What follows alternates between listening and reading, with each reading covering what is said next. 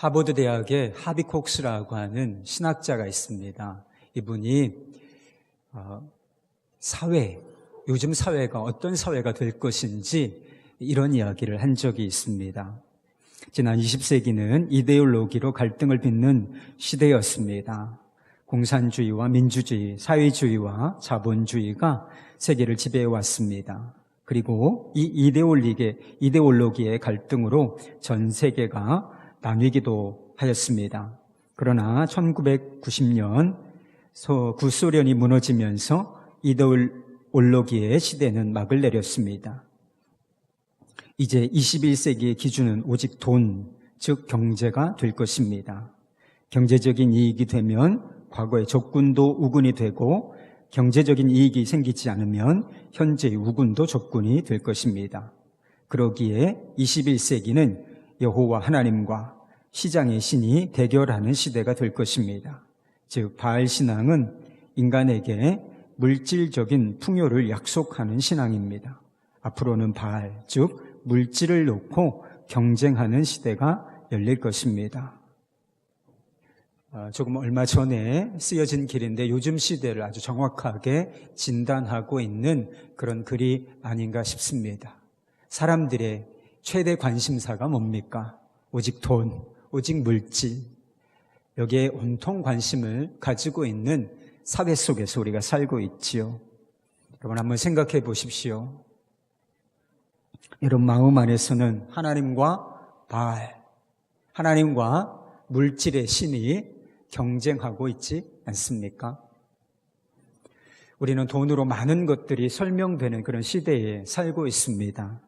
돈이 있느냐 없느냐 또는 많으냐 적으냐 이것이 여러 가지를 다르게 판단하고 다른 상황에 처하게 만드는 그런 사회 속에서 살고 있습니다. 간단하게 이런 비행기 좌석을 예를 들어 보겠습니다. 비행기 좌석에는 한 비행기를 타지만 구분이 있어요. 이코노미석이 있고 그리고 비즈니스가 있고 그 1등석이라고 부르는 이 퍼스트 클래스가 있습니다. 저는 돈이 한두 배 이런 정도 차이 나는 줄 알았어요. 어마어마하게 차이가 나요. 이코노미하고 비즈니스, 또 퍼스트 클래스는 대단한 차이가 있습니다. 이코노미에서 타고 가려면 몇 시간 비행하는데 얼마나 힘든지 몰라요. 이게 버스 좌석보다 이 거리가 좁아요. 그래가지고 앉아서 가다 보면 무릎이 아플 정도예요. 그런데 돈을 많이 지불하면 어떤지 아십니까? 누워서 자면서 갈 수 있습니다. 그리고 여러 가지 서비스를 받을 수 있다는 것이죠. 각각 가격이 다르고 제공되는 서비스가 다 다른 그런 상황 속에서 여행을 하게 되는 것입니다. 어떤 옷을 입었는가, 그리고 어떤 차를 타고 다니는가, 그리고 어떤 집에서 거주하는가. 여러분 이것이 대단히 중요한 문제입니까? 이것으로 그 사람이 어떤 사람인지를 규정하고 평가할 수 있는 것인가요? 인간에 대한 이해가 있는 사람이라면 이런 것으로 사람을 평가할 수 없다. 사람의 됨됨이를 평가할 수 없다라고 하는 사실을 알고 있습니다. 그리고 이런 것들로 사람을 구별하거나 차별해서는 안 된다라고 하는 사실을 잘 알고 있지요. 그러나 우리가 살고 있는 세상은 실제로 어떻습니까? 이런 것들로 사람을 구분짓고 심지어 차별하기까지 하지요. 우리가 사용하는 물건 중에 명품이라고 하는 것이 있습니다. 아주 잘 만들어진 물건을 명품이라고 부르는데 똑같은 기능을 하지만 가격 차이는 수십 배 혹은 수백 배 이렇게 나는 경우도 있습니다. 그런데 사람들은 이런 대가를 지불하고서라도 명품을 소유하고 싶어하는 욕구를 보인다는 것이지요. 물건이 좋은 건 맞아요. 품질이 좋고 오래 쓸 수 있는 거는 맞습니다. 그런데 단지 품질이 좋고 그 물건을 오래 쓸 수 있기 때문에 사람들이 명품을 선호하는 것일까? 그렇지가 않습니다. 사실은 명품을 소유함으로써 뭔가 좀 특별한 느낌, 특별한 사람이라고 하는 느낌을 갖고 싶기 때문에 상상할 수 없는 그 비용을 지출하면서까지도 그 명품을 소유하고 싶어 하는 것입니다. 많은 사람들이 부자가 되기를 원합니다. 여러분도 부자가 되고 싶다 이런 마음이 있으시지요? 근데 왜 부자가 되기를 원하는지 아십니까? 부자가 된다는 것은 좀 특별한 사람이 된다. 고만고만한 경제적인 수준에서 내가 부자가 된다는 것은 아주 특별한 사람이 된다는 것을 의미하기 때문입니다. 그리고 우리가 항상 삶의 환경이 불안한데 이 불안한 환경 속에서 어느 정도 안정을 얻을 수 있다, 안정감을 느낄 수 있다, 이런 의미가 있기 때문에 이 부자가 되려고 하는 것입니다. 여러분은 스스로를 부자라고 생각해 보신 적이 있어요? 여러분 경제적인 수준이 있으시잖아요. 나는 부자야, 이 정도면 부자지 이렇게 생각해 보신 적이 있으십니까? 아니면 나는 가난해, 이건 가난한 거야, 이렇게 생각하고 살아오셨습니까? 많은 사람들이 자신을 가난하다 이렇게 생각하지 않을지는 모르지만 자신을 부자라고 여기는 사람은 지극히 적다 하는 것입니다. 미국의 통계라고 하는데 자신을 경제적인 측면에서 상류층이라고 생각하는 사람이 몇 % 정도 될까? 단 2%에 불과했다는 것입니다. 여러분, 몇 %쯤 되면 상류층이에요? 10%? 20%? 우리가 객관적으로 생각하면 그 정도는 상류층이죠. 여러분 10% 안에 들기 쉽습니까? 어려운 일이죠. 그런데 주관적인 판단은 다른 거예요. 상당히 많은 돈을 벌고 가지고 있으면서도 자신이 부자라, 상류층이라 이렇게 생각하는 사람들은 현저히 적다라고 하는 것이지요. 예수님께서 좀 심각한 말씀을 하신 적이 있어요. 어떤 말씀 하셨느냐면 부자 청년과의 대화 중에 끝에서 제자들에게 하신 말씀인데 낙타가 바늘기로 나가는 것이 부자가 하나님의 나라에 들어가는 것보다 쉬우니라. 간단히 요약하면 무슨 뜻이 되는 거예요? 부자가 천국에 들어가는 것이 거의 불가능하다 이렇게 이야기하고 있는 것이에요. 낙타가 어떻게 바늘길을 통과할 수 있습니까? 그게 불가능하다. 심각한 경고의 말씀. 사실은 부자도 그렇지만 부요하고자 하는 마음, 부를 갈망하고자 하는 욕심을 가진 사람들에게 선포되는 말씀이기도 해요. 그런데 여러분, 이 말씀 처음 듣는 거 아니시죠? 성경을 읽으시면서 이 말씀 읽어보신 적도 있고, 그리고 이렇게 설교를 통해서 여러분 들어본 바가 있으실 것입니다.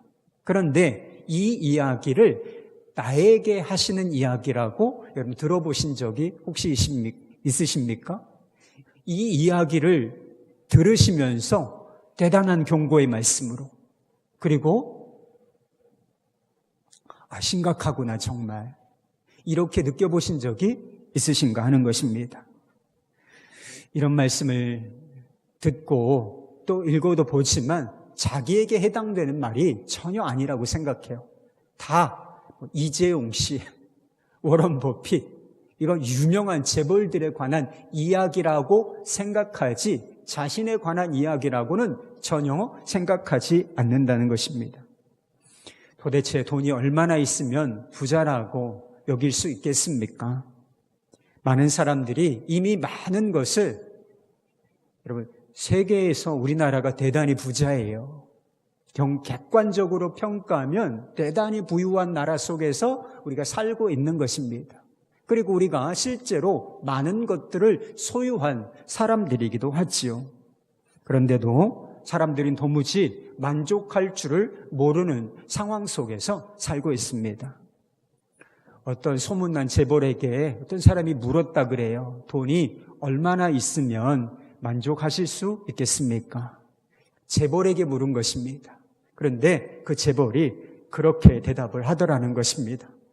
조금만 더 있으면 만족하겠습니다. 여러분도 그러시죠? 지금보다 조금만 더 있으면 좋겠다, 이런 생각 하시지요? 지금보다 연봉이 조금만 더 늘어나면 좋겠다. 지금 살고 있는 집보다 평수가 한 10평쯤만 늘어나면 좋겠다. 우리가 대단한 거 원하는 건 아니잖아요. 항상 조금만 더를 원하지만 실제로 그것을 얻기도 해요. 그렇지만 우리에게 만족이 있습니까? 그 조금만 더를 소유하게 되면 항상 더 조금만 더 있었으면 좋겠다라고 생각하는 것이 우리의 마음이 아닌가 싶습니다. 그러니까 자족하는 마음, 감사하는 마음은 눈 씻고 찾아보려고 해도 찾아볼 수가 없어. 항상 무엇인가를 더 원하는 이 욕망이 우리 안에 있음을 우리는 알고 있습니다. 여러분, 왜 우리는 도무지 만족할 줄을 모르는 것이겠습니까? 이미 많은 것, 상당한 것을 가지고 있으면서도 왜 만족이라는, 자족이라는 것을 모르는 것일까요? 그것은 우리 안에 근본적인 가난, 근본적인 빈곤이 있기 때문인 것입니다. 본문 말씀은 예수님께서 왜 우리에게 오셨는지를 설명해 주고 있는 말씀이에요. 예수님께서 왜 하늘 보좌를 버리시고 이 땅에 우리에게 오셨는가? 그렇게 설명하고 있지요. 우리를 부요하게 하려 하심이라. 우리를 부요하게 하려 하심이라. 이 말씀을 잘 보십시오. 이 말씀에는 전제가 있는 거예요. 이 모든 사람이 어떤 상태에 있다는 것이지요? 가난한 상태에 있다는 것을 전제로 한 말씀이라는 것입니다. 우리는 세상에는 부자가 있고 그저 그런 경제적인 능력을 가진 사람이 있고 가난한 사람이 있다고 생각합니다. 부자와 가난한 자를 엄격하게 구분하지요. 그러나 하나님의 시각으로 보면 어떤 사람들만 있다는 것입니까? 다 가난한 사람들만 존재한다는 것입니다. 이재용 씨, 빌 게이츠, 세계에서 첫째가는 부자다, 또는 10번째 안에 드는 부자다, 이런 평가를 받는 재력을 소유한 사람들 아니겠습니까? 그런데 하나님께서 보시기에 이런 사람들도 어떤 상태에 있다는 것입니까? 지극히 빈곤한 상태에 있다라고 말씀하시는 것이지요. 우리는 돈이 없는 것을 문제라고 생각합니다. 여러분, 돈 없는 게 문제인가요? 그래요. 돈 없으면 힘듭니다. 돈 없이 살아본 사람은 이 돈 없는 게 얼마나 힘든 것인지를 알아요. 불편하고 하고 싶은 것이 있어도 제대로 하기가 어려운 그런 불편함이 있는 것이 사실입니다. 그러나 우리에게 정말 문제가 되는 것은 이 경제적인 가난이 아니라, 물질적인 가난이 아니라 사실은 영적인 빈곤인 것입니다. 우리가 이것을 깨달아야 진짜 부요함이 무엇인가, 진짜 부자로 산다는 것이 어떤 의미가 있는가, 이것을 명확하게 깨달을 수가 있게 되는 것입니다. 여러분, 우리는 집이 없는 사람들을 영어로는 homeless, 그리고 우리말로는 노숙자라고 부릅니다. 가난한 사람들이라고 하는 뜻이지요. 그런데 우리 역시 가난한 사람들이기는 마찬가지라고 하는 것입니다. 실제로는 집이 있지만 우리 역시 영적으로 보면 homeless요, 노숙자와 같은 상태에 있다는 것입니다. 여러분, 우리가 왜 노숙자와 같은 홈리스가 된 줄로 아십니까? 죄로 말미암아 복의 근원, 생명의 근원이신 하나님의 품을 떠났기 때문인 것입니다. 누가복음 15장에 탕자의 비유가 있잖아요. 탕자가 자기 마음대로 살고 싶어서 유산을 받아서 아버지의 집을 박차고 떠나왔기 때문에 그가 거짓골이 되지 않았습니까? 모든 문제가 여기서부터 시작되는 것입니다. 우리가 먹고 또 먹어도 배가 고픈 이유, 우리가 무엇인가를 추구하고 얻고 가지고 있으면서도 만족이 없는 이유, 우리가 행복하고 싶고 또 행복을 갈망하고 추구하지만 그 행복을 맛보고 누리지 못하는 이유가 다 여기에 있는 것입니다. 어린 시절에 불렀던 그런 찬양이 있습니다. 돈으로도 못 가요 하나님 나라, 힘으로도 못 가요 하나님 나라, 거듭나면 가는 나라 하나님 나라, 믿음으로 가는 나라 하나님 나라. 가사가 좀 유치해요. 돈으로도 못 가요. 가사가 좀 유치한 것 같지만 사실 이 찬양은 대단한 진리를 담고 있습니다. 여러분, 돈으로 구원받을 수 없습니다. 아무리 많은 돈을 소유한다고 할지라도 영적인 빈곤을 단 1%도 해결할 수 없다는 것입니다.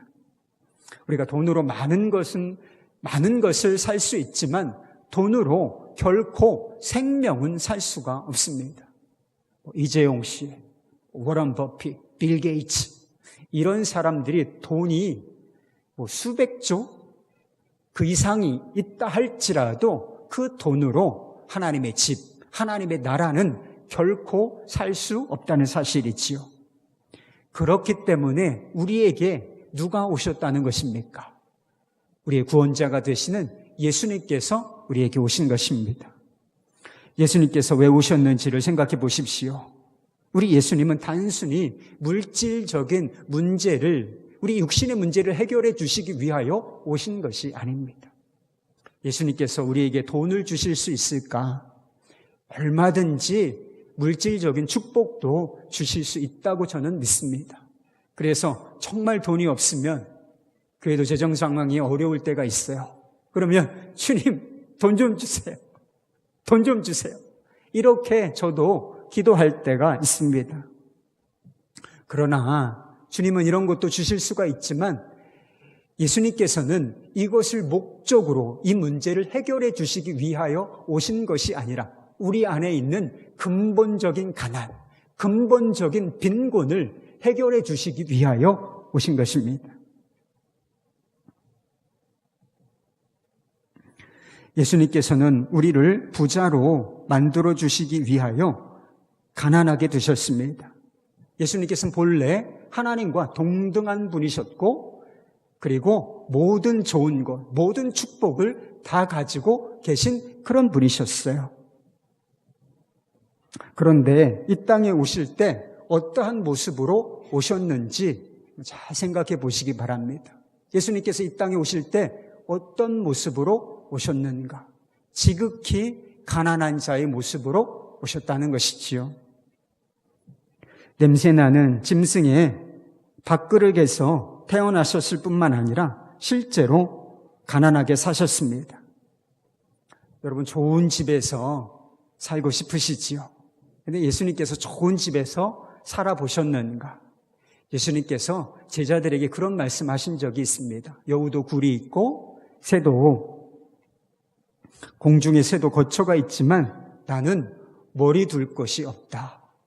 편안하게 누워서 잠을 청할 곳도 없다. 물론 단순히 집을 의미하는 것은 아닐 수 있습니다. 그 이상의 의탁할 곳이 없다. 마음 둘 곳이 없다. 이런 의미긴 하지만 여러분, 이 말씀을 그대로 우리가 해석한다면 주님께서 홈리스와 같은 삶을 사셨다는 것이지요. 여러분도 좋은 차 타고 싶으시죠?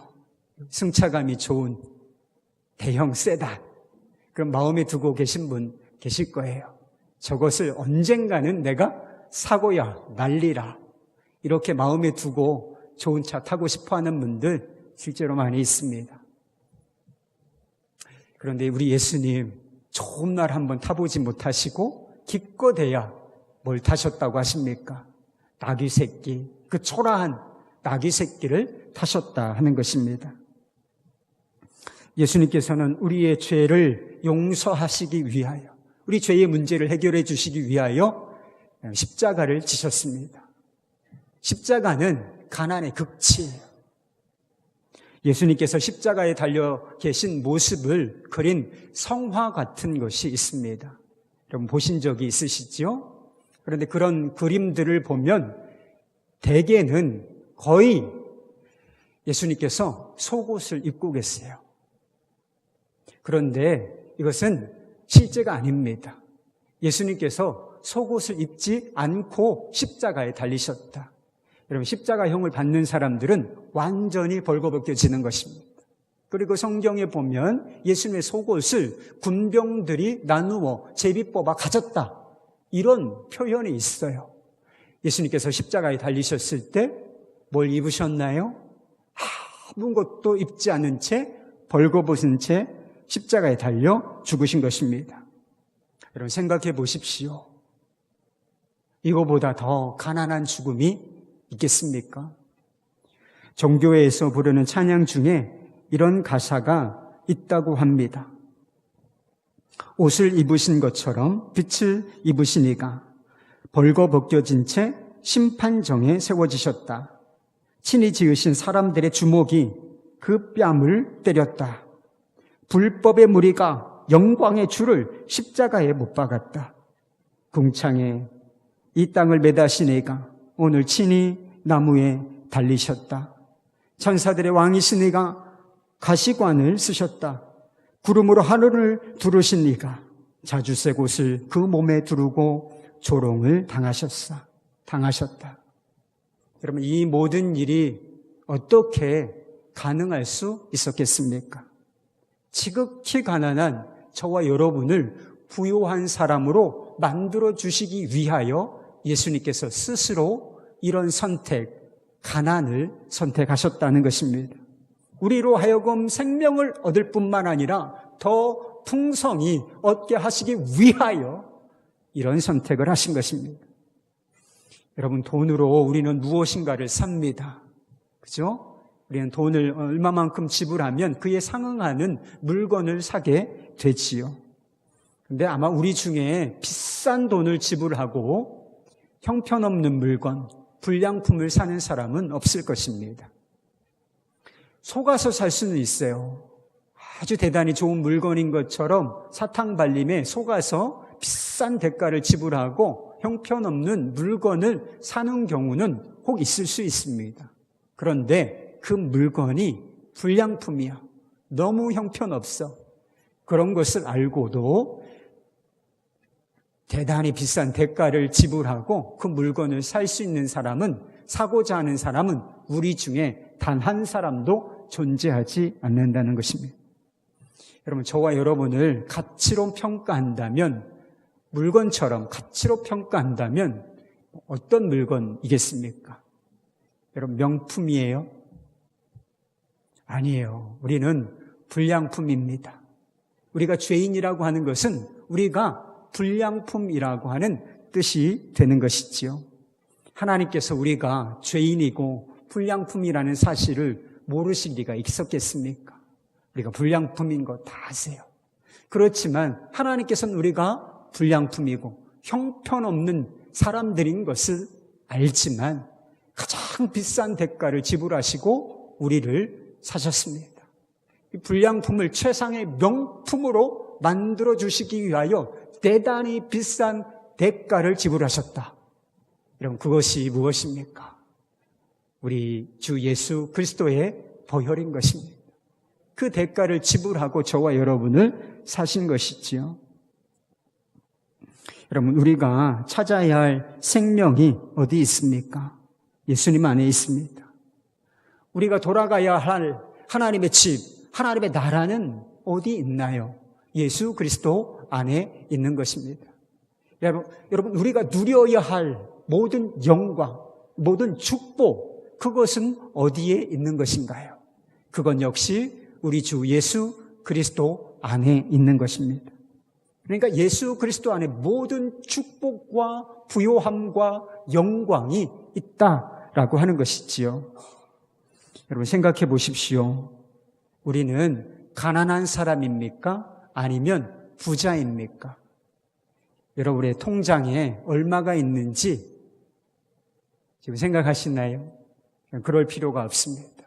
여러분이 가지고 있는 부동산, 그거 시세 생각하지 마십시오. 진실을 알기 위해서는 예수 그리스도를 바라보아야 하는 것입니다. 그리고 예수 그리스도 안에 무엇이 있는지 그 눈이 열려야 내가 부자인가, 내가 가난한 자인가, 이 정확한 진실을 알 수 있는 것입니다. 성경은 예수님과 우리와의 관계를 신랑 신부로 묘사하기를 좋아합니다. 부부는 한 몸이라고 하는 말씀이 있죠. 그래서 우리가 결혼을 하게 되면 신랑과 한 몸이 되는 거예요. 그래서 신랑에게 있는 모든 것이 곧 신부의 것이 되는 것입니다. 우리 예수님 얼마나 부유하신 분이십니까? 세상의 모든 부유함을 다 가지고 계신 분이 우리의 신랑이고 우리와 연합한 분이 되신 것이죠. 그 즉시 우리에게 어떤 일이 일어나는가? 지극히 가난했던 자들이 새로 거듭나서 영원한 부를, 최상의 부를 소유한 자가 되는 줄 믿으시기를 바랍니다. 여러분 생각해 보십시오. 죽을 생명이 그리스도 안에서 영원한 생명이 되었다면 부요한 것이 아니겠습니까? 받을 것이라곤 저주밖에 받을 것이 없는 사람들이 하늘에 속한 신령한 복을 그리스도 안에서 받았다면 여러분 부요한 것 아니겠습니까? 마귀의 자녀들이었던 사람들이 창조주 하나님의 자녀가 되었다면 여러분 우리가 그리스도 안에서 부요한 자가 된 것이 맞는 것이 아니겠습니까? 영적인 홈리스들이 그리스도 안에서 영광스러운 하나님의 나라, 하나님의 집을 소유한 자가 되었다면 부요한 것이 아니겠습니까? 내일 일은 어떻게 될지 모르는 사람들이 영원한 안전을 보장받게 되었다면 여러분 부요한 것이 아니고 무엇이겠습니까? 사도 바울은 예수 믿는 사람들이 어떤 존재인지를 이렇게 이야기한 적이 있습니다. 고린도후서 6장 10절 말씀, 근심하는 자 같으나 항상 기뻐하고 가난한 자 같으나 많은 사람을 부요하게 하고 아무것도 없는 자 같으나 모든 것을 가진 자로다. 할렐루야. 여러분 어떤 존재예요? 경제적으로는 가난하다. 돈 많지 않은 사람일 수도 있습니다. 그러나 진실은 뭐라는 것이죠? 우리가 그리스도 예수 안에 있으면 부자라는 거예요. 모든 것을 가진 자라고 하는 것입니다. 왜? 모든 것을 가지신 예수 그리스도와 연합한 자, 하나가 되었기 때문인 것입니다. 팀 켈러 목사님이 쓰신 예수를 만나다라고 하는 책에 이런 이야기가 나옵니다. 28세기 영국의 한 설교자의 이야기인데요. 이 설교자가 10대 때 소년이었을 때 가족들과 함께 침대를 둘러싸고 자신의 고모의 임종을 지켜보고 있는 상황이었습니다. 고모는 독실한 크리스찬이었지만 지금 죽어가고 있는 그런 상황이 되었던 것입니다. 고모가 의식을 잃었다고 생각했을 때 옆에 있었던 사람이 크게 말했어요. 정말 안 됐어. 그의 삶은 정말 힘들었지. 남편 2명과 사별했고 병도 자주 앓았었지. 게다가 결국 가난하게 죽었지 뭐야. 그런데 갑자기 고모가 눈을 뜨더니 이렇게 이야기를 하더래요. 누가 나보고 가난하대. 누가 나보고 가난하대. 나는 부자야. 부자. 그리고 나는 이제 곧 사자처럼 담대하게 주님 앞에 설 거야. 이렇게 마지막 말을 남기고 평온한 가운데 죽음을 맞이했다는 이야기가 있습니다. 사람들은 고모를 불쌍하다, 가난하다 이렇게 평가했지만 이 고모 자신은 자신을 부자라고 생각했습니다. 사람들은 고모가 처한 육신적인 환경만 보았지만 이 고모는 예수 그리스도를 바라보고 있었던 것입니다. 그리스도 안에 있는 자신이 누구인지 또 그리스도 안에 있는 부요함이 어떠한 것인지 이것이 너무나 분명하게 눈이 열린 사람이었기 때문에 나는 부자야, 부자. 이렇게 고백할 수 있었던 것이지요. 그리고 그 믿음으로 살았기 때문에 죽음이 어떤 거예요? 모든 것을 다 잃어버리게 되는 그런 상실의 시간이 죽음이 아니겠습니까? 그런데 그런 순간에도 사자처럼 담대하게 그 죽음을 맞이할 수 있었다라고 하는 것이지요. 우리가 그리스도 안에서 부요한 자라고 하는 사실이 깨달아지면 여러 가지가 바뀌게 되어 있어요. 여러분, 삶이 혁명적으로 바뀔 수 있게 되는 것입니다. 여러분, 돈에 대한 집착이 끊어내기가 얼마나 어렵습니까? 못 끊어요. 그런데 우리가 그리스도 안에서 내가 부요한 자가 되었다, 모든 것을 소유한 자가 되었다 라고 하는 믿음이 내 안에 들어오면 비로소 돈에 대한 집착이 사라지게 됩니다. 우리 마음 안에서 주어진 것에 대한 자족하는 마음, 감사하는 마음이 생기게 돼요. 조금만 더 이게 아니라 하나님 감사합니다. 이 정도면 됐습니다. 기뻐하고 감사할 수 있는 능력이 임하게 된다는 거예요. 우리를 그토록 가난하고 굶주리게 만드는 이 영적인 빈곤에서 벗어났기 때문인 것이지요. 우리가 그리스도 안에서 부요한 자라고 하는 사실이 깨달아지면 돈에 대해서 인색한 마음이, 차린 고비와 같은 마음이 사라진 거예요. 여러분, 요즘에 돈을 다른 사람을 위해서 좀 사용하신 적이 있습니까? 어렵고 힘든 사람들, 도움이 필요한 사람들을 위해서 여러분이 가지고 있는 소유를 나누고 베푼 적이 있으십니까? 사람들이 왜 이렇게 살지 못하는가? 가난한 마음을 가지고 있기 때문에 그런 것이지요. 그런데 정말 내가 그리스도 안에서 부요한 자다. 그리고 주님께서 나 같은 죄인을 위하여 가난하게 되셨다. 나를 부요하게 하시기 위하여 가난한 자가 되셨다라고 하는 것을 믿으면 우리의 삶이 어떻게 변하게 되겠습니까? 움켜쥐고 이런 삶이 아니라 나누고 베풀 수 있는 삶의 여유가, 마음의 여유가 생기지 않겠나 하는 것입니다. 다윗은 내게 부족함이 없다라고 고백했습니다. 시편 23편 1절 말씀. 여러분, 이런 고백이 부러우시죠? 그런데 다윗이 세상의 모든 부귀 영화를 다 소유했기 때문에 이런 고백을 한 것이 아니었습니다. 다윗이 내게 부족함이 없다라고 고백하였던 것은 그 앞에 원인이 있었던 거예요. 여호와는 나의 목자시니 내게 부족함이 없으리로다. 세상의 모든 것을 가지시고 통치하신 하나님이 나의 목자가 되신다. 내 길을 지도하시고 나의 삶을 책임지신다. 이 관계, 이 믿음이 너무나 분명하였기 때문에 상황 여건 상관없이 내게 부족함이 없으리로다. 부족함이 없습니다. 라고 고백할 수 있었다라고 하는 것이지요. 사실 우리는 다윗보다 더 놀라운 축복을 받은 사람입니다. 예수님께서는 우리의 목자가 되실 뿐만 아니라 우리 안에 계십니다. 모든 부요와 모든 영광을 다 소유하신 그분께서 내 안으로 들어오셔서 나와 하나가 되었다. 여러분, 이것이 여러분의 믿음이십니까?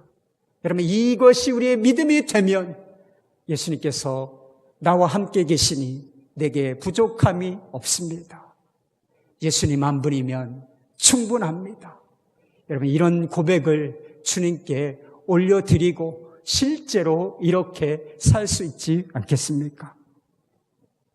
며칠 전에 수련회 준비 모임에서 제가 도전을 받은 것이 있습니다. 제가 오늘부터 3박 4일의 수련회 여정을 참여하게 되는데 이 준비 모임을 가진 때가 있어요. 거기서 한 권사님의 간증을 듣게 되었는데 그 간증이 마음에 남습니다.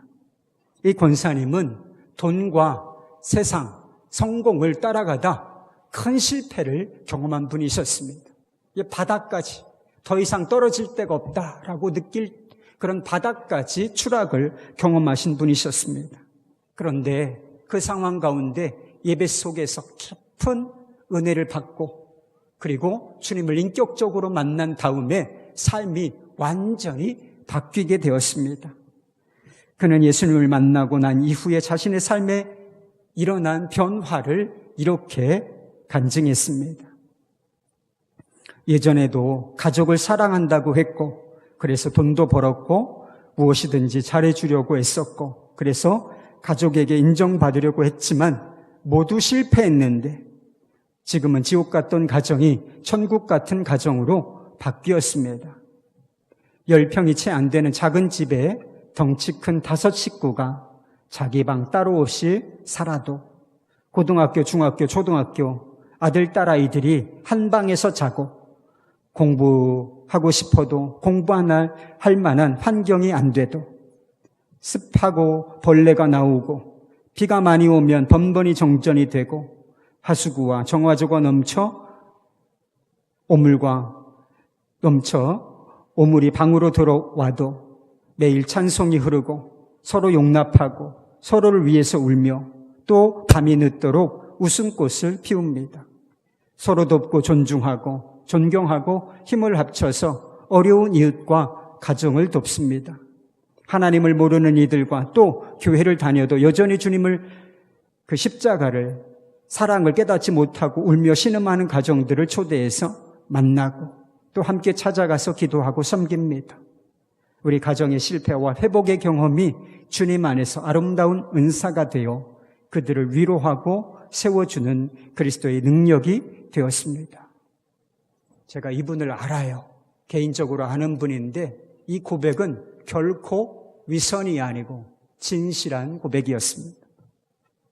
여러분, 이것이 그리스도 안에서 진짜 부요한 자로 살고 있는 자의 고백이 아니겠습니까?